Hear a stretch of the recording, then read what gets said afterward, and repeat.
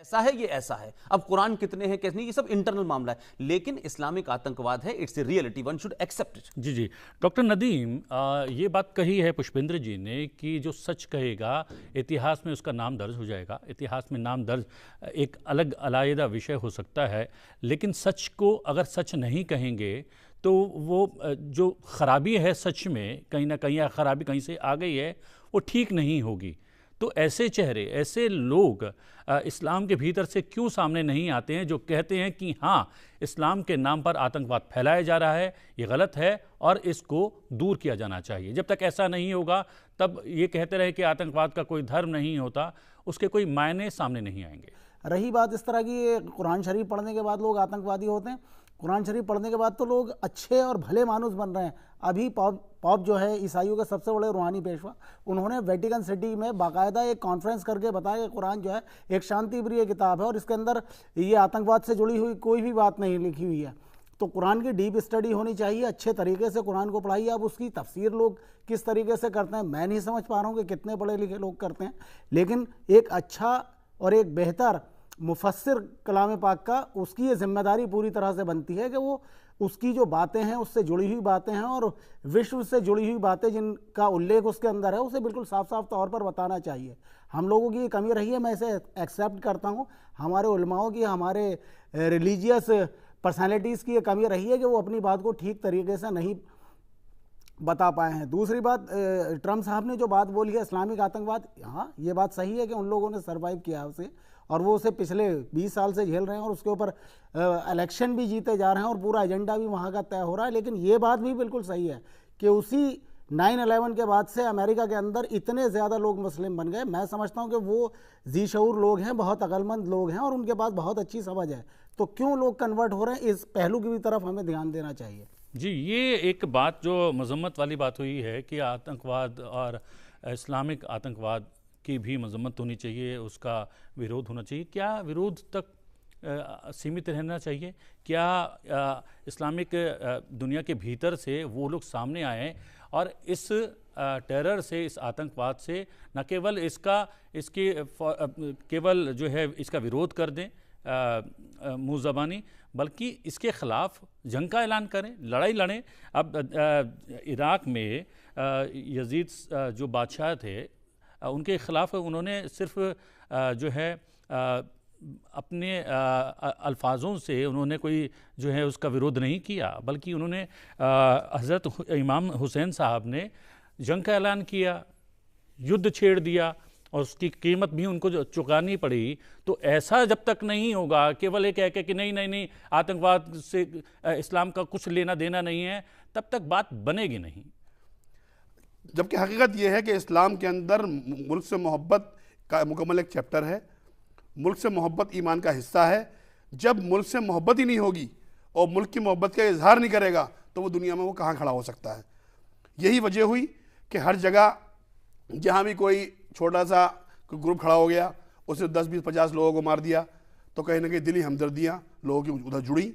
और ये सारी की सारी गलतियाँ हमारे उन संगठनों की हैं कि जो मुसलमानों के ऊपर पिछले 70 सालों से राज कर रहे थे। मौसम विभाग के वो बड़े माहिर हैं। अब जब 5 साल के बाद उन्हें महसूस हो गया है कि ये सरकार अब लंबी चलने वाली है, तो इस सरकार के भी इर्द गिर्द वो टहलने लगे हैं। और अब भी अगर हमने नहीं समझा और उन आस्तीन के सांपों को दोबारा पाल लिया, तो ये देश का मुसलमान जिस राह पे चल रहा है, जिस राह पे जा रहा है, तो ओवैसी जैसे लोग या मदनी जैसे लोग उसको दोबारा उसी राह पे ले जाएंगे कि जिस राह पर कई मुल्क जो है मुसलमान जो है अपनी जानें ज़ाय करके आत्मघाती बन के जो है वो दुनिया को परेशान कर रहे हैं। तो मेरा ये मानना है कि मुस्लिम संस्थाएं आगे आएँ, इस्लाम की सही छवि पेश करें। आतंकवाद इस्लाम के अंदर कोई गुंजाइश नहीं है। दुनिया में जहाँ जहाँ ये अपनी जंगें लड़ रहे हैं, प्रॉपर्टी की जंगें हैं, ज़मीनों की जंगें हैं, इस्लाम के नाम पर, बिरादरियों के नाम पर लोगों को खड़ा करके दुनिया के मुसलमानों को मिसगाइड करते हैं। अरब मुल्कों से, खाड़ी देशों से पैसा इकट्ठा करते हैं। कश्मीर में 70 सालों में क्या हुआ? एक प्रॉपर्टी की जंग, एक गैर इस्लामी धारा की जंग। धारा 370 इस्लाम के खिलाफ है। उस जंग को इन्होंने इस्लाम के नाम पर लड़ा। नतीजा क्या हुआ कि अफसोस और शर्म की बात यह है कि 70 सालों में इस देश के अंदर जो मुसलमान रहता है, इनकी तंजीमों ने उस धारा 370 के खिलाफ या उन कश्मीर के आतंकवाद के खिलाफ दिल्ली में जंतर मंतर पे या बम्बई या हैदराबाद या किसी भी शहर के अंदर कोई एहतजाज नहीं किया। ये अपनी जिम्मेदारी को फरामोश करे हुए थे, और अब भी अगर ये सामने नहीं आते हैं, ये डबल पॉलिसी जो खेल रहे हैं, अखबारों में, मीडिया में मोदी जी के यहाँ जाकर बयान दे देते हैं और सड़कों पर या मुसलमानों के अंदर या मस्जिदों में या मोहल्लों में कोई इस पर काम नहीं कर रहे हैं कि कश्मीर में क्या हो रहा है, हमारी क्या पॉलिसी होनी चाहिए और देश की एकता के लिए, अखंडता के लिए हमारा क्या किरदार होना चाहिए। अगर मुसलमान ने इस बात को नहीं समझा तो आने वाला कल गुजरे हुए कल से ज़्यादा खतरनाक है। क्या बात है। एक छोटा सा ब्रेक लेंगे, ब्रेक के बाद हम लोग ये जानने की कोशिश करेंगे जो शोएब कासिम साहब ने कहा है कि ये बात क्या आम मुस्लिम को भी समझ आ रही है और वो देश के लिए मरण मिटने के लिए तैयार था, तैयार है, तैयार रहेगा। ये न केवल उसका जज्बा उसके दिल के भीतर है, इस जज्बे का वो इजहार भी करेगा, जिससे जो है लोगों को पता लगे कि इस्लाम जो है आतंकवाद फैलाने वाला धर्म नहीं है बल्कि इंसानियत का धर्म भी है। लेकिन इस विषय में अगर देखें तो मीडिया की भी अपनी जिम्मेदारी है, और मुझे लग रहा है पिछले 7 दशक में मीडिया की शक्ल बदलती रही है, लेकिन हर शक्ल में उन लोगों को ही ज़्यादा तरजीह दी जाती रही है जो कि कट्टरवादी एक सोच को रिफ्लेक्ट करते हैं समाज के भीतर, या फिर कट्टरवाद परोसते हैं समाज के भीतर। उन लोगों को ही मीडिया में ज़्यादा जगह दी जाती रही है। अब क्या शोएब कासिम जैसे चेहरों को ज़्यादा जगह दी जानी चाहिए, इन लोगों के विचार ज़्यादा मीडिया के माध्यम से ज़्यादा लोगों तक पहुंचने चाहिए? ये भी जानने की कोशिश करेंगे अपने विशेषज्ञ मेहमानों से। और इस्लाम जो आतंकवाद का एक चेहरा बनता जा रहा है पूरे विश्व भर में, उसके खिलाफ क्या आवाज़ें भारत के भीतर से ही उठ सकती हैं, ये भी जानने की कोशिश करेंगे। एक छोटा सा ब्रेक लेते हैं।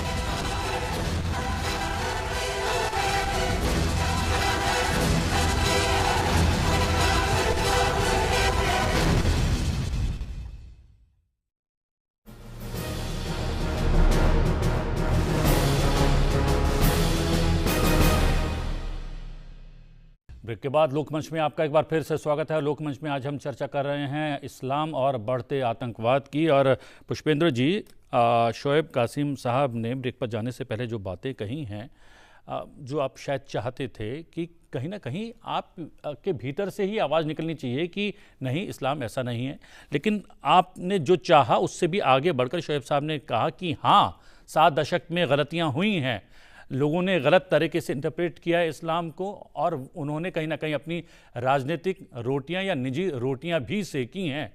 इस तरीके की कहते हैं कि जैसा राजा वैसी प्रजा।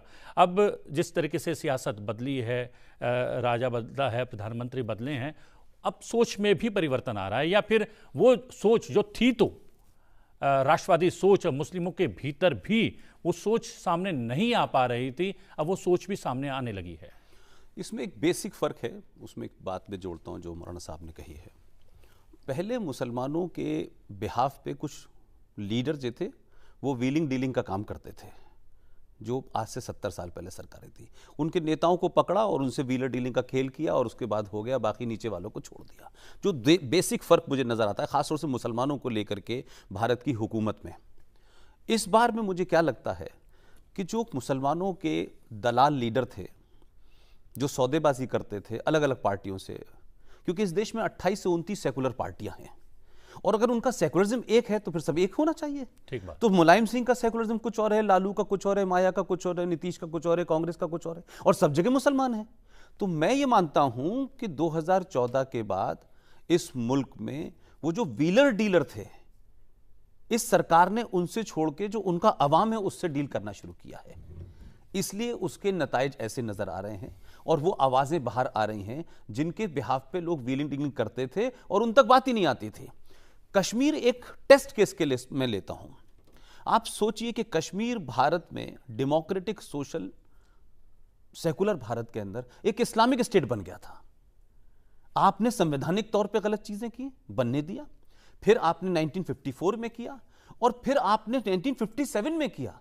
मेरा जो दुख है, जो मेरी कंसर्न है, कि अगर इस देश के अंदर रोहिंग्या मुसलमानों के लिए आजाद मैदान में दंगा हो सकता है, लाखों की भीड़ इकट्ठी हो सकती है, आप जो शहीदों का जो वहां स्टेच्यू बना था उसे तोड़ सकते हैं, यह भी एक समझ में आता है, चलिए भाई आप वहां गए। लेकिन क्या मैं इस देश के मुसलमानों से, जो भी हैं, वो जिस भी हैं, वो बरेलवी हैं, देवबंदी हैं, वो एक अलग इशू हो सकता है, आप मुझे बताएं आजाद भारत में हम लड़ रहे हैं, क्या कहते हैं औरंगजेब ने क्या किया और बाबर ने क्या किया, वो तो बहुत पुरानी बात है, ये तो मेरे और आपके जमाने की बात है। जम्मू कश्मीर में एक मुख्यमंत्री जो 86 में मुख्यमंत्री था, राम लला के ताले खोले गए, जम्मू कश्मीर में मुफ्ती मोहम्मद शहीद की देखरेख में 500 मंदिर तोड़े गए, इसकी चिंता की किसी ने? और वही आदमी जो उसका मास्टरमाइंड था वो 1989 में भारत का गृहमंत्री बन जाते हैं, और गृहमंत्री होने के बाद, उसी राज्य का होने के बाद 2 दिसंबर को शपथ लेता है, 8 दिसंबर को बेटी गायब हो जाती है, 3 दिन में बेटी गायब आ जाती है, फिर गुलाम नबी आजाद के घर से कोई गायब होता है, फिर उनके घर में भी आ जाता है, फिर सैफुद्दीन सोज के घर में, कुल मिलाकर के 30-32 आपने आतंकवादी छोड़ दिए, देश ने नहीं पूछा। ये वो लोग हैं जो जम्मू कश्मीर में तो निजाम मुस्तफा चाहते थे, लेकिन दिल्ली में आते आते तक इनको सेकुलरिज्म चाहिए था। आप सबको पता नहीं होगा 2007 में गुलाम नबी आजाद ने जम्मू कश्मीर में शरिया नाफिज किया, वही गुलाम नबी आजाद जो दिल्ली में आकर के जिनको सेकुलरिज्म का बुखार आता है। तो क्या आप मुझे बताएं कि 5.5 लाख कश्मीरी हिंदू पंडित जो उस जमीन का मूल निवासी था, जब उनके साथ अत्याचार हुआ अक्रॉस द बाउंड्री लाइन, हम सबों के जमाने की बात है, कोई इतिहास में नहीं पढ़ रहा है, कोई बता दे क्या कहते हैं कि रोहिंग्या मुसलमानों के लिए जो भीड़ इकट्ठी हुई थी आजाद मैदान में, एक भीड़ इकट्ठी होती है और यह कहती है कि यह जाति कैसे हो सकती है। आप उन लोगों को मार के काट के निकाल देंगे सिर्फ मजहब के नाम पे। मस्जिदों का इस्तेमाल किया गया, जम्मू कश्मीर में श्रीनगर में हर मस्जिद से अजान लगाई गई, हर मस्जिद से नारे लगाए गए। तो ये मुसलमान जो जिसको हम कहते हैं जो सेनर एलिमेंट, इसको निकल के आना चाहिए था। इस देश की मेजोरिटी को हॉस्टाइल कर दिया इस देश में। आज इस देश की मेजोरिटी को लगता है कि उनके साथ माइनॉरिटी जैसा व्यवहार हो रहा है, तो चाहे सरकारें आई हैं, तो ये जो एक गुस्सा है, उस गुस्से में लोगों को लगता है कि भाई अगर मुसलमान आतंकवाद में लिप्त हैं तो कहो आतंकवाद में लिप्त हैं। अगर पंजाब के अंदर कुछ दून के लिए वहां आतंकवाद चला तो पूरी दुनिया ने कहा यह सिख आतंकवाद है, सबने कहा। और इस देश में तो कमाल के लोग हैं, 2 लोगों को पकड़ के आपने एक नाजायज थ्योरी क्रिएट की और आपने हिंदू आतंकवाद कह दिया। It is become a fashion इन हिंदुस्तान कि भाई हिंदू आतंकवाद। लेकिन क्या किसी में इतनी ताकत थी, ये कहता कि हिंदुस्तान में इस्लामिक आतंकवाद को पनपाया जा रहा है और हर धमाके के पीछे मुसलमान पकड़ा जाता है? तो सवाल यह है कि यह बात आप कहें तब लोगों को लगेगा कि आप जेन्युइन तरीके से बात कर रहे हैं, सच में एक सेकुलर स्टेट है। आप सेकुलर स्टेट में रहते हुए जम्मू कश्मीर के संविधान में जो मैं एक मिसाल देना चाहता हूं, जिसको सबको गौर करना चाहिए भाई। देखिए, कुछ लोग पागल हो सकते हैं, कुछ लोग दीवाने हो सकते हैं, वो एक अलग इशू है, लेकिन जम्मू कश्मीर के अंदर जो कश्मीरियत की बात, जो जमहूरियत की बात, जो इंसानियत की बात करते थे, उन्होंने क्या ग्रम अपराध किया और देश को नहीं बताया। और देश के बड़े बड़े दानिश्वर नहीं बोले, मुसलमान नहीं बोले, हिंदू नहीं बोले, कोई बोले ही नहीं, दलित लीडर नहीं बोले। 1956 के अंदर जम्मू कश्मीर में स्वीपर्स की हड़ताल हो गई, और स्वीपर्स की हड़ताल हो गई तो उसमें बख्शी गुलाम मोहम्मद साहब वहां के चीफ मिनिस्टर थे। ये रेफरेंस के लिए बता रहा हूं कि कितना इंपॉर्टेंट है इस देश के लिए। वैसे हमारे यहां छोटी सी बात हो जाती है, खबर बनती है। उन्होंने अपनी कैबिनेट के 2 लोगों को भेजा कि भाई ढूंढ के लाओ ये दलित कौन लोग होते हैं, ये वाल्मीकि कौन होते हैं, उनको लाओ, ये सफाई करेंगे। महामारी फैल गई श्रीनगर के अंदर, वहां से पठानकोट, गुरदासपुर और वहां से 200 वाल्मीकियों को लेकर आया गया और उनसे कहा कि आप इस शहर की महामारी को ठीक करिए, सफाई कीजिए, हम आपको नौकरी देंगे। उन लोगों ने काम शुरू कर दिया, वो करने लगे। वो बेचारे 1957 में किसको इस देश की नागरिकता मिलनी है नहीं मिलनी है, दे वर लीस्ट बॉदर्ड। आप बात चली गई, खत्म हो गई। लेकिन जम्मू कश्मीर के अंदर कितना एंटी हिंदू माइंडसेट था कि आपने जो कुछ किया, मूसा कर रहा है वो तो समझ में आता है कि उसने हथियार उठा लिया, कम से कम वो दिखाई दे रहा है, लेकिन मूसा की सोच वाले लोग सत्ता में कैसे बैठे हुए थे? आपने क्या किया कि एक ऑर्डर पास किया, एग्जीक्यूटिव ऑर्डर जम्मू कश्मीर के संविधान में, और उस ऑर्डर में आपने ये कहा कि ये जो दलित यहां आए हैं, यहां रह सकते हैं, ये सफाई का काम कर सकते हैं, ये पढ़े लिखे कुछ भी करें, लेकिन इनको जम्मू कश्मीर में नौकरी, जो शब्द इस्तेमाल किया गया है वो आज अनपार्लियामेंट्री है और मैं आपके चैनल पे उसका जिक्र नहीं करूंगा। कहा ये सिर्फ सफाई की नौकरी इनको मिलेगी, बाकी कोई नौकरी नहीं मिलेगी। लेकिन आज जो हम चर्चा कर रहे हैं ना इस्लाम को लेकर कि ये जो आतंकवाद है इसके रूप कई अलग अलग हैं। हम सिर्फ हथियार से जो मार रहा है आदमी वही आतंकवादी नहीं है।